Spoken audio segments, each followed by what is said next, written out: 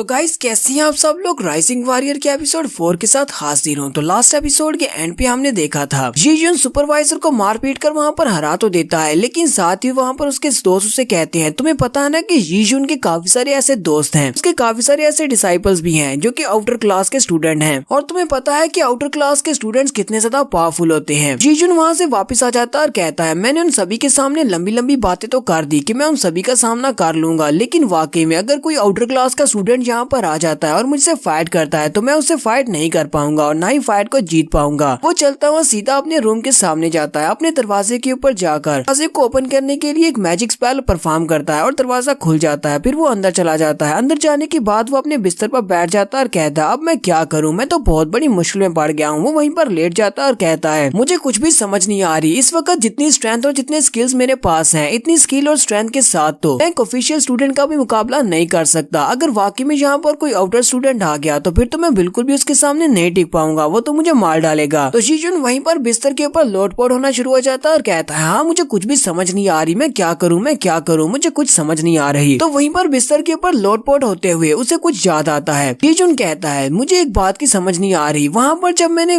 Supervisor के साथ fight की तो मैंने काफी सारी स्पिरिचुअल एनर्जी को यूज किया, लेकिन मुझे ऐसा महसूस हो रहा है जैसे कि अभी मेरी बॉडी के अंदर बहुत सारी स्पिरिचुअल एनर्जी है, जैसे कि मैंने फाइट के दौरान जरा सी भी स्पिरिचुअल एनर्जी को यूज ना किया हो। लेकिन ऐसा कैसे हो सकता है, स्पिरिचुअल एनर्जी को वापस गैदर होने में काफी ज्यादा टाइम लगता है, लेकिन मेरी स्पिरिचुअल एनर्जी तो बिल्कुल वैसी की वैसी है, मेरे पास ही है। जीजुन कहता है मुझे लगता है कि सभी का ताल्लुक उस दिन की मिस्टीरियस लाइट के साथ है, उसी की वजह से ना सिर्फ मेरी कल्टीवेशन एबिलिटीज बढ़ी हैं, बल्कि यहाँ पर मेरी स्पिरिचुअल एनर्जी भी बहुत ज्यादा बढ़ चुकी है। जीजुन जल्दी से अपने बिस्तर के सरहाने के नीचे से एक क्रिस्टल को निकालता और कहता है अगर मैं यहाँ पर अपनी इस थ्योरी को चेक करना चाहता हूँ तो मुझे पहले इस क्रिस्टल को एब्जॉर्ब करना होगा, कि अगर तो वाकई में मेरे पास ज्यादा कल्टीवेशन वाली एनर्जी है तो मैं जल्दी से जल्दी इस क्रिस्टल को एब्जॉर्ब कर लूंगा। तो जीजुन वहीं पर कल्टीवेट करने की स्टेज में बैठ जाता है, उस क्रिस्टल को अपने हाथ में पकड़कर। जीजुन कहता है ये एक लो ग्रेड का क्रिस्टल है, लेकिन फिर भी इसके अंदर काफी सारी स्पिरिचुअल एनर्जी है। मेरे जैसे लेबर स्टूडेंट्स को इस तरह के लो ग्रेड के क्रिस्टल्स दिए जाते हैं, हर महीने में यहाँ पर इस तरह के क्रिस्टल्स दिए जाते हैं ताकि हम लोग इनको एब्जॉर्ब करके अपनी कल्टीवेशन को बढ़ा सकें। तो जीजुन उस क्रिस्टल को वहीं पर बैठकर कल्टीवेट कर रहा होता है, तो उस क्रिस्टल के अंदर से काफी सारी रोशनी निकल रही होती है और वो वहाँ पर एनर्जी की फॉर्म में चेंज हो रहा होता है, और थोड़ी देर के बाद उसके अंदर से बहुत सारी एनर्जी निकलती है और वो सारी एनर्जी जीजुन की बॉडी के अंदर एब्जॉर्ब हो जाती है। जीजुन अपनी आंखें खोलता है और कहता है ये तो वाकई में काम कर गया। अपने हाथ की तरफ देखता है तो उसके हाथ में जो क्रिस्टल होता है अब वो पाउडर बन चुका होता है, यानी कि उसके अंदर से सारी स्पिरिचुअल एनर्जी निकलकर जीजुन की बॉडी के अंदर चली गई है। जीजुन इस बात से बहुत ज्यादा खुश होता है और कहता है वैसे नॉर्मल हालात में इस तरह के क्रिस्टल की पावर को अपनी बॉडी में एब्जॉर्ब करने के लिए मेरे जैसे एक लेबर स्टूडेंट को पूरे 2 दिन लगते हैं, लेकिन मैंने तो यहाँ पर सिर्फ कुछ ही सेकंड में एक क्रिस्टल की एनर्जी को अपनी बॉडी में एब्जॉर्ब कर लिया है। इसका मतलब तो यह है कि मेरी कल्टीवेशन पहले से 10 गुना ज्यादा बढ़ चुकी है और अब मेरे पास काफी सारी स्पिरिचुअल एनर्जी भी है। और अगर मुझे अपनी पावर को और ज्यादा इंक्रीज करना है तो मुझे और ज्यादा क्रिस्टल्स की जरूरत पड़ेगी। ये तो लो ग्रेड के क्रिस्टल्स हैं, मुझे हाई ग्रेड के या फिर मीडियम ग्रेड के क्रिस्टल्स की जरूरत है, लेकिन सेक्टर मास्टर तो मुझे इस तरह के क्रिस्टल्स नहीं देंगे। लगता है कि मुझे फिर से यहाँ पर सुपरवाइजर के पास जाना होगा और उसके पास जो हमारे क्रिस्टल्स उसने सालों से चोरी किए हैं वो सारे वापस लेने होंगे। तो यहीं पर हमारा नेक्स्ट सीन सुपरवाइजर के रूम का दिखाया जाता है। सुपरवाइजर अपने रूम में अपने उन दोनों पर्सनल गार्ड से अपनी तशरीफ के ऊपर पट्टियां करवा रहा होता है, साथ साथ वो जोर जोर से चिल्ला रहा होता है क्योंकि जैसी वो उसकी तशरीफ के ऊपर पट्टी लगाते हैं तो उसे बहुत ज्यादा दर्द होता है। वो उसे कहते हैं सुपरवाइजर ये तुम क्या कर रहे हो, जरा आराम से यहीं पर लेटे रहो, यहाँ पर दर्द को बर्दाश्त करना पड़ेगा ना, तुम्हारा इलाज कैसे होगा। जबकि सुपरवाइजर चिल्ला चिल्ला कर उनसे कह रहे होते हैं जरा आराम से मेडिसिन लगाओ,